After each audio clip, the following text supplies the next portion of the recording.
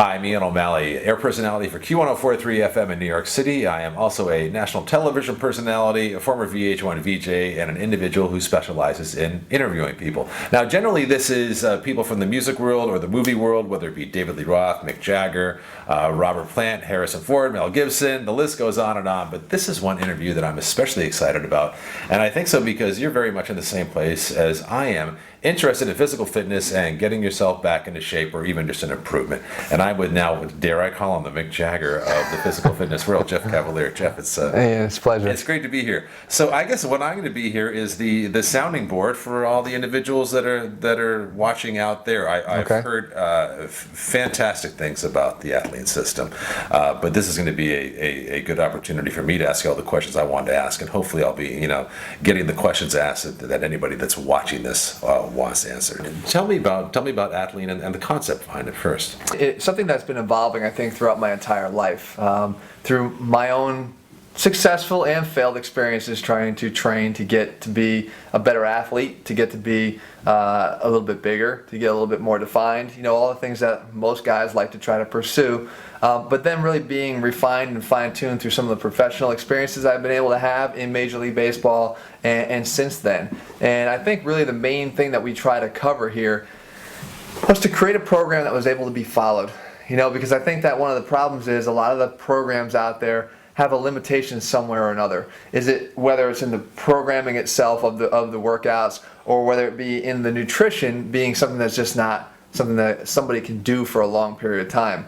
And if one of the two are lacking, you're not going to see results. So I wanted to create a program that not only delivered the best results possible in the shortest period of time, but made it something you can legitimately follow over and over and over again to continue to see those results. Now, the shortest period of time, that's important to people for a number of different reasons. Let's be honest here.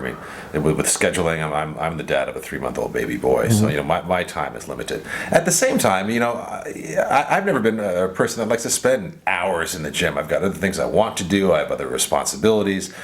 So tell me about the time limitation, because a lot of people would say, 30 minutes or so is your workout? Yeah. That can't possibly be enough time in order to get into shape. Yeah, I said the same thing. One of my big eye openers was that fact alone of the training time. How long are your workouts going to have to be in order to be effective? And I can tell you that when I was working in baseball, my idea of all this when I came in was these guys must train for 2-3 hours a day. Because that's all they have to do. They're athletes and they're being paid to look a certain way and to function a certain way. But I couldn't have been more wrong, because really you're talking about not just having to have workout commitments to stay in shape, but they have media commitments. They have all the interviews lined up all day long, pre-game, post-game.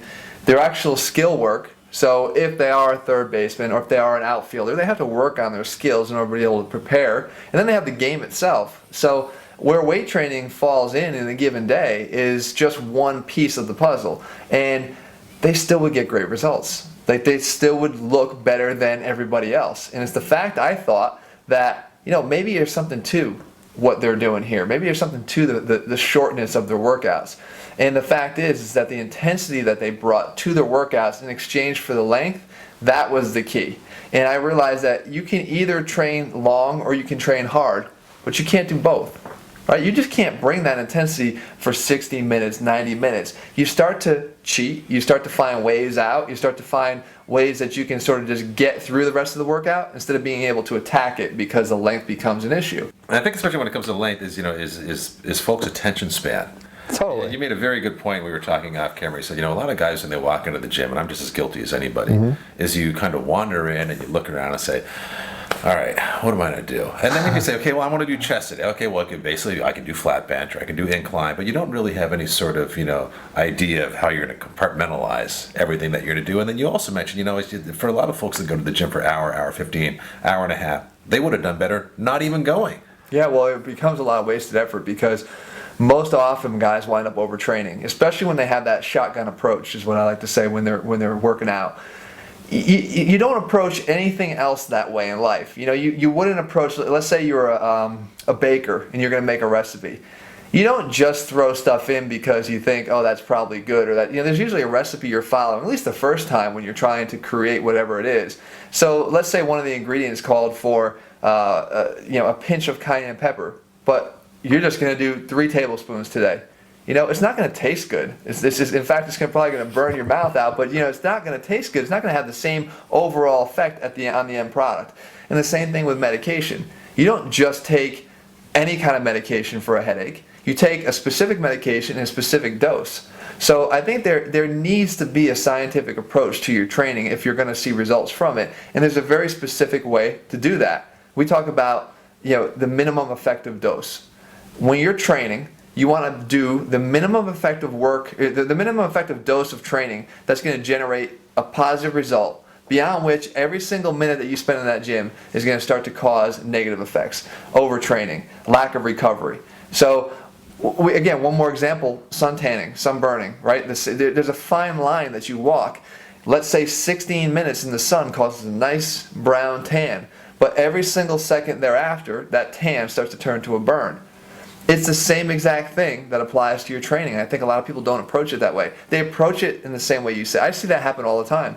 Guys go to the gym and they start looking around. I'm going to do a little bit of that. I'm going to do a little bit of that. I'm going to do a little bit of that. And especially, not only is that bad enough, but if they do that for an hour, or if they do that for an hour and a half, now they're overtraining on top of having just a completely haphazard approach to how they're training. So it winds up being a bad thing. Now, what's the physiology behind it? Where there's any number of different systems that are out there. So if you're saying, okay, we got 30 minutes, and we're going to turn and burn for that 30 minutes. How would you best explain it to somebody that doesn't have a lot of experience when it comes to working out? Just saying, okay, this is how the body reacts comparatively. I know you're talking about overtraining and that sort of thing. So what is the body doing when you're saying, here's the 30 minutes, this is what we're going to do? How is it reacting? You have to give your body a reason to change. The body is a funny thing. It wants to stay exactly the same. So much so that they even have a big scientific term, homeostasis. What the body wants to stay the same, even on a hormonal level. When one thing happens in the body, a hormone will kick in to bring you back down to the set point. If it starts to drop down, a different hormone will kick in to bring you back to the set point. It sort of operates off that series of checks and balances. Building muscle is the same exact thing. Your body doesn't want to add a lot of active tissue to itself because that active tissue requires more calories throughout the day in order to sustain it. So when you think about the days of yore, you're talking about the cavemen, it was that whole fight or flight thing. If you have to rely on finding all this extra food to support the extra muscle mass that you have, it's not that efficient. It's not an efficient way to be. So your body would resist that. So you have to bring to your training a reason for your body to actually grow. And in that, you got to bring the intensity. That intensity has to be there in each and every set. Again, in a very concise way though, because you can't keep that intensity up for too long. And ATHLEAN-X training is all about delivering intense workouts, but in a very concise way. And again, another example, you talk about physiologically how does this happen. It's the same thing when you look at your hands. If you're just starting to weight train, and you haven't really been lifting that much, you'll start to see that you'll be developing calluses on your fingers after a period of time.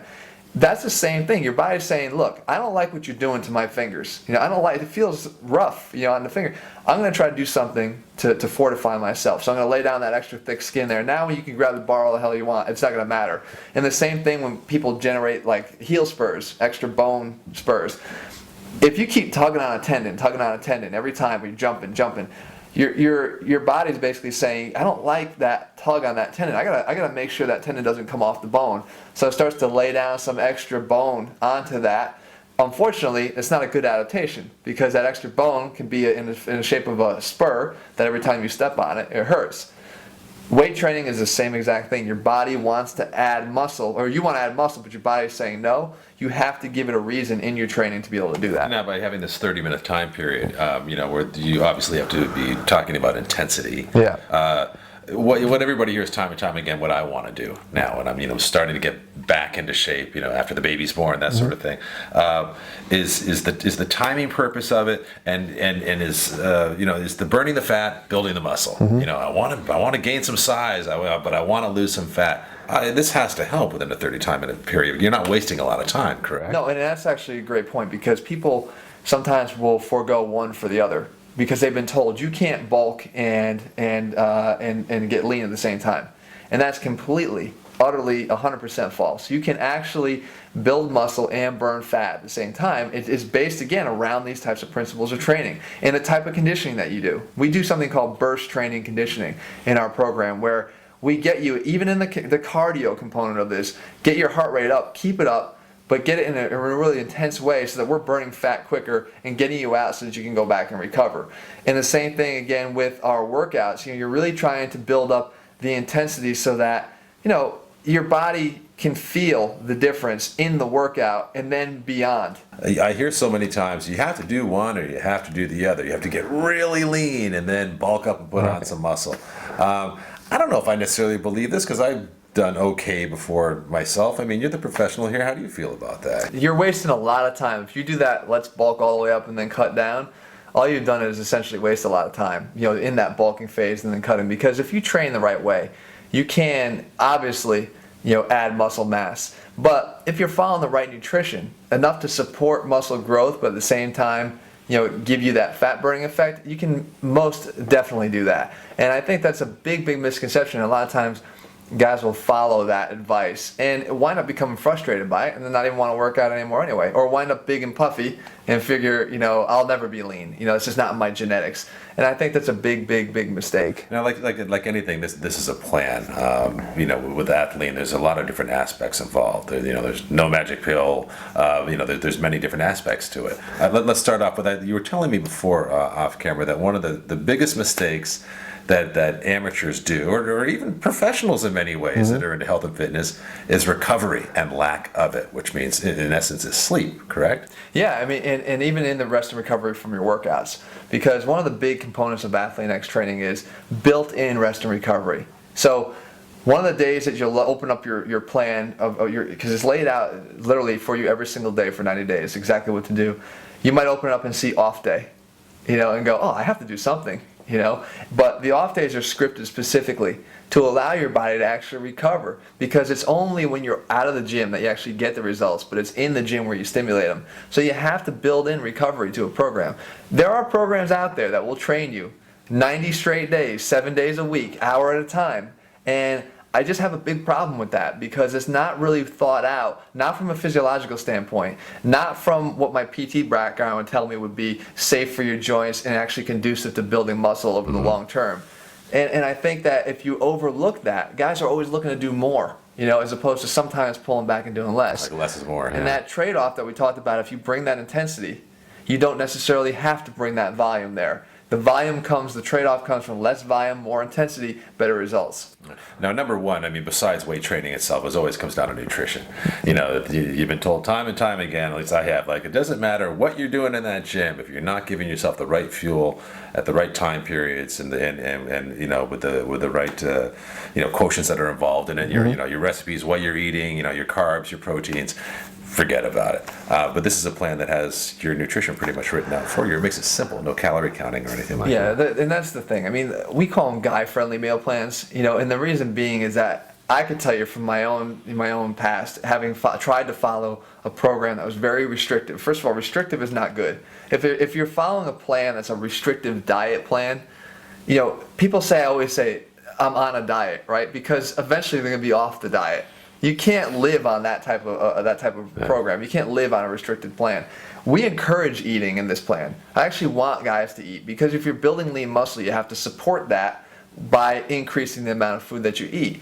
You have to eat well, but we don't tell you have to eat specifically this and only this, or just this boiled chicken and this, because no one wants to do that either. And they certainly don't want to or don't have the time to be able to be measuring out foods or counting their calories, things like that, because if you're doing that, you might be able to get by in doing that for a couple weeks. If that's the type of plan that you're going to rely on for getting ripped, you're not going to wind up sticking with it for too long, because it just feels like too much work. So first and foremost, these plans that we have, they're 90 days, but they're laid out and they're built in with certain rules. We call them axioms.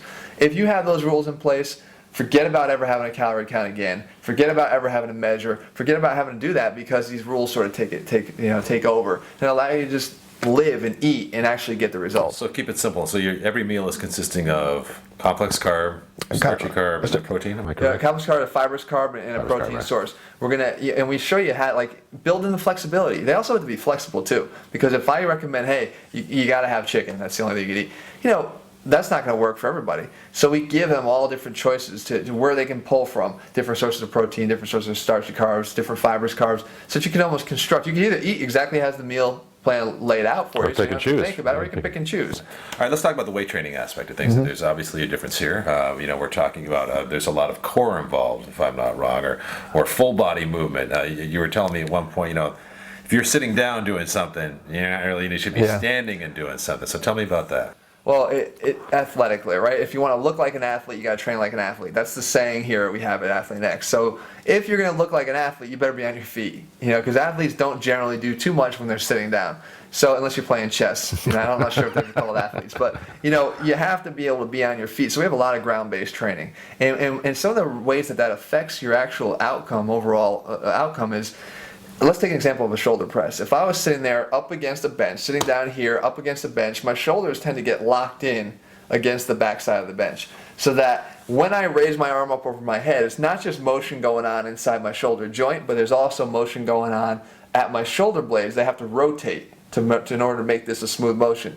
With my shoulder blades pinned up against the back of the bench, I'm not getting that normal rhythm of the arm going up because they're sort of being locked in place.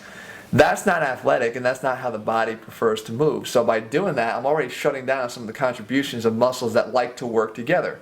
Overall, that's going to probably limit the amount of weight that I can use, and overall, it's going to obviously in the long term limit the amount of muscle I can build from that. So I want to get you on your feet, and then by doing so, maybe incorporate a little bit of rotation so I can get my core involved too, and I can get a little bit of a preload down at my lower body. So I'm bringing everything together. Not because I'm trying to train the legs for the shoulder press. It's because I'm trying to get the legs to complement the muscles that want to rely on them, because it's a kinetic chain from your feet all the way up to your fingertips, to get a better effect from that exercise. And we do that on every single exercise in ATHLEAN-X. We want to incorporate core in every single thing we do, and incorporate this muscle interaction, like we call it, on every single thing we do. So and within 30 minutes. Yeah. So you're it allows us again to be faster with our workouts, because we can get a better effect in a shorter period of time by making exercises better. And there's a number of different exercises. I know that we'll get to what other folks I think are doing in a second. But one of the great things you always say to me, change, change. Your body has to feel something different,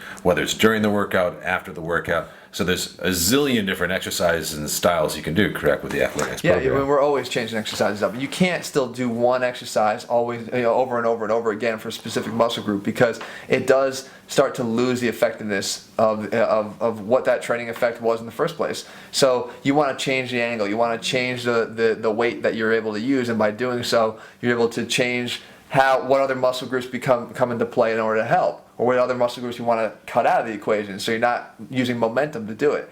All this stuff is applied by the use of the exercise in the specific time that you drop that exercise into the program. Okay. Let's touch on a couple of things here briefly, like conditioning, for instance, which is, in lack of a better term, cardio. Yeah. Your thoughts on that? Yeah, well, we again, I touched on before, we have burst training conditioning. What burst training is a form of conditioning that really gets your body moving and not sort of in that stagnant, steady state cardio, because we want to make sure that your body is getting that post-exercise effect.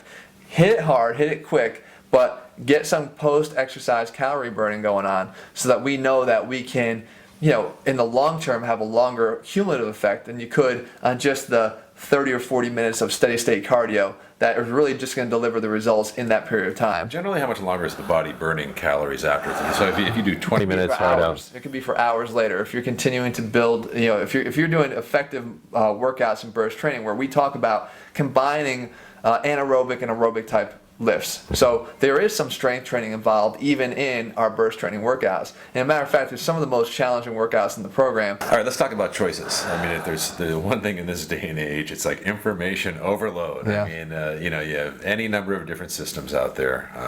Dare I say, Insanity, P90X. I mean, you just watch television and you can see it.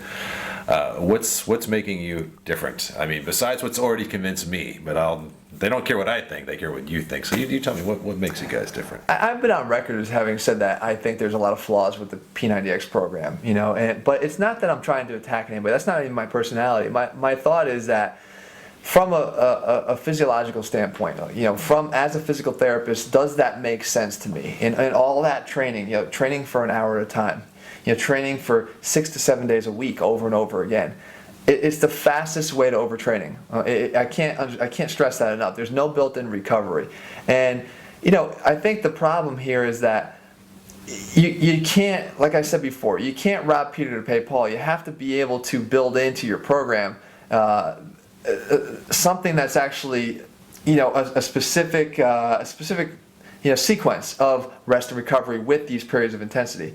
And I just don't think that you can do it when you're being asked to do that 6 to 7 days a week over 60 minutes or sometimes even 90 minutes on their DVDs. And that's another point. Like with the DVDs, I know they claim muscle confusion. Okay, now, and I don't even say claim, they say muscle confusion, but let me ask you, just as an educated guy, how do you get muscle confusion when you pop in the same chest DVD over and over and over and over and over again? So that essentially you're looking at one chest workout repeated over and over and over again. So if you happen to follow that program 2 times, 3 times, 4 times, you've essentially done for the last 360 days one chest workout with no variation in the exercises. Well, the body gets used to it too, doesn't it? It's going to adapt. Yeah, it's going to adapt to specific demands you put on it. That's a scientific principle. Your body will adapt to what demands you place on it. If you can place higher demands, it will adapt, stronger and better. Sure, you can use a little bit more weight, but as we talked about before, even the concept of what exercises are you using,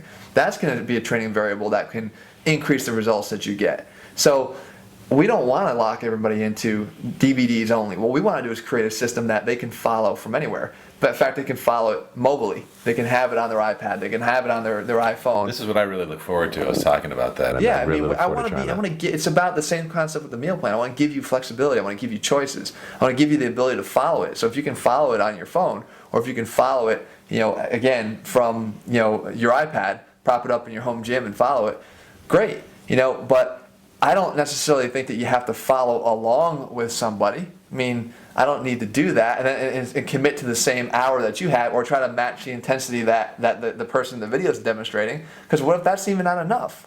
I want to be able to give you the tools to be able to train at the intensity that you're going to need to train to get results, but give you the freedom to be able to do it whenever you want and not have to have you carry your DVD player in with you to the gym and see if you can plug it in somewhere so you can follow the program, right? So I want to give you that flexibility. So consistency and dedication, I think, are the two main components for the individual like myself who will be starting ATHLEAN-X. So if you're consistent and you're dedicated, and then you offer tools and what's another word I could be looking for here? Change. Yeah. I mean, it seems to me that a lot of this is based on change. Your whole philosophy when it comes to working out, what you're offering with the program, it's a change, it's different. Change seems to be a key word here. And not for the sake of being unique or for the sake of change itself. I hate that. I really do. I don't think it's not a marketing ploy. This is, let's give guys the right way to train. Let's show them that yes, you can benefit from shorter workouts if you do them with the right intensity, or if you train with the right exercises, or do them, again, phase them the right way. This workout should precede this one, but not this one. How do you work those through, and how do you build in the recovery? It's not about just being different for the sake of being. I like what they're doing with P90X, because they're getting people off the couch and they're getting people in shape. They're motivating people to get in shape. I just think that the way that they're going about it is not necessarily the most effective way. So if we could come out with a program that could pick up the slack where they're maybe not delivering, then we wanted to do that. I'm looking forward to doing it. I got 90 days myself, and I'll be doing the before and the after picture. The before picture is what I'm really concerned about. You're putting that publicly. But. You know what? But when you can look at yourself and see what you look like, later on, you forget about that before picture. That's your past. So you'll be feeling good, I'm sure. All right. So you show the way to the path, and I'll take it from there. All right. Thank you very much for your time, Thank you. Appreciate it. Thank you.